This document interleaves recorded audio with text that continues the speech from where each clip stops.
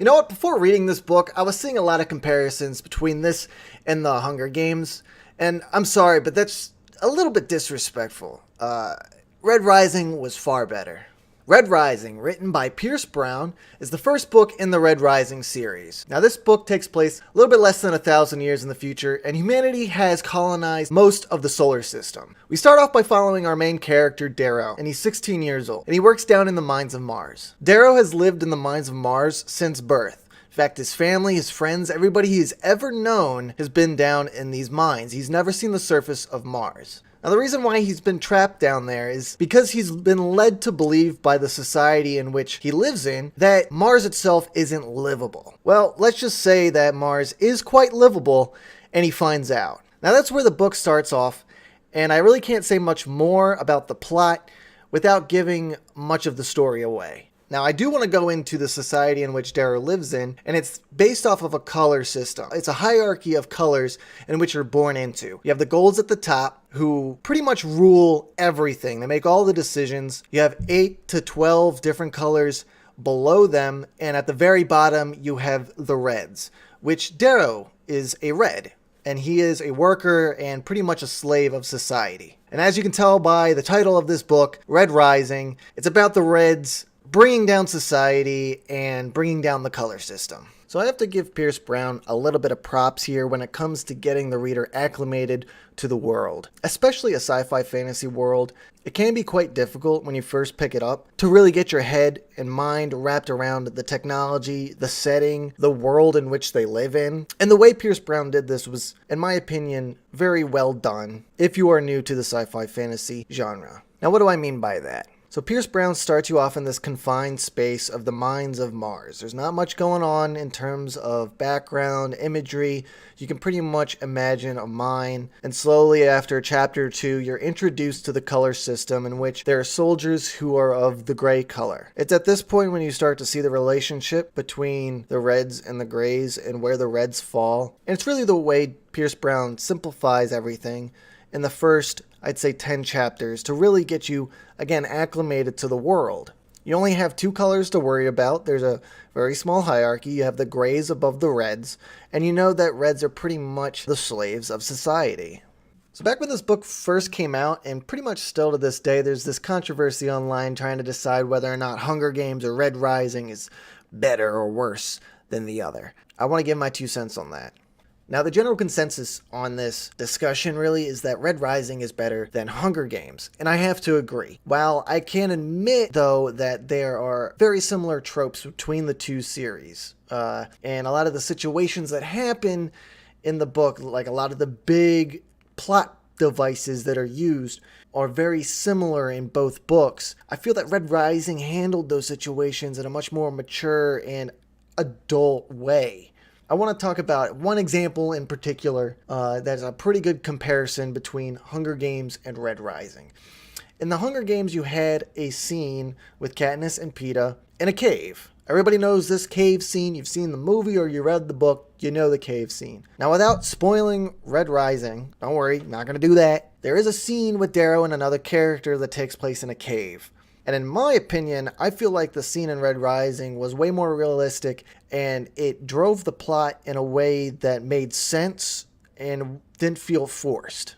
On the other hand, the scene with Katniss and Peeta, at least when I remember reading it, it felt a little bit childish and cliche, and it just felt like there needs to be a love interest, and this is how we're going to do it. Let's put it in a cave scene.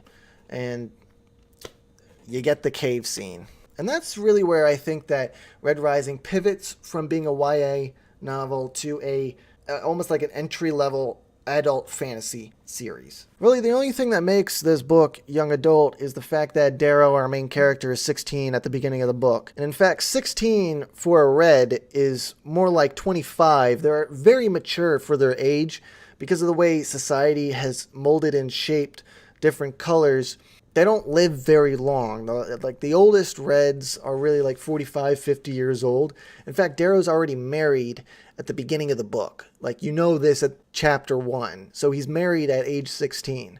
So why this book is labeled a young adult book, not really sure. Maybe it's more marketable that way. But if young adult books kind of like steer you in the wrong direction, This really isn't young adult. This is more like an entry-level adult fantasy series. Now, for someone like myself who really enjoys massive world-building elements, I was left wanting so much more, especially from this first book.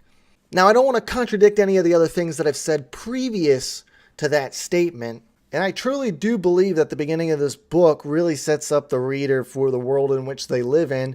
However, personally for me, it felt a little bit too slow. So I've been sitting here thinking of a way to best describe this, and it's like how in a video game, you have a tutorial level at the beginning of your campaign that you're playing. It could be any video game ever. Really, the first level of any campaign really just teaches you the controls. That's kind of what the first act of this book really felt like, for me personally. For someone who's read a lot of fantasy and sci-fi fantasy, the beginning of this book really felt like a tutorial section that kind of spent too long holding your hand. I think Pierce Brown handled the beginning of the book very well, especially for the audience that he's trying to bring in. I know why he did it, and I know why he wrote it the way he did. He did it very well. But just for someone like me, or someone who has read a lot of fantasy, especially epic fantasies, who's accustomed to thousands of characters, large worlds, you're going to find that Pierce Brown is like holding your hand way too much in the beginning of the book. So the world building, while not as expansive as something like an epic fantasy would provide, Pierce Brown gives you just enough to understand the politics and the reasoning behind people's actions, and it gives you a sense of how the society works in general. This first book really is confined to one area, so you don't really need to know everything. Just almost knocked over my lamp. So you don't really need to know everything about what's going on Saturn and on Earth and on Mercury. You don't need to know all of that right now. All you need to really focus on is Mars, and he really centers the world building down to Mars and the structure of the society. That's what he really builds upon in this book. So I found Red Rising pretty fun. It's enjoyable, and it sets you up for the next two books. And in fact, I think Golden Sun and Morning Star don't suffer from the same pacing issues that Red Rising suffers from, because most of the world building has already been fleshed out in Red Rising. You understand the society, you know where most of the places are on Mars, you start to venture out in the second and third book to other planets. So with that all said and done, I think I'm going to rate Red Rising a solid 4 out of 5 stars. Yes, my room got darker. I'm sorry. But Red Rising was a good book. I had a lot of fun reading it. And until next time, thank you so much for watching. I hope you have a fantastic day. I'll see you guys in the next one. Later.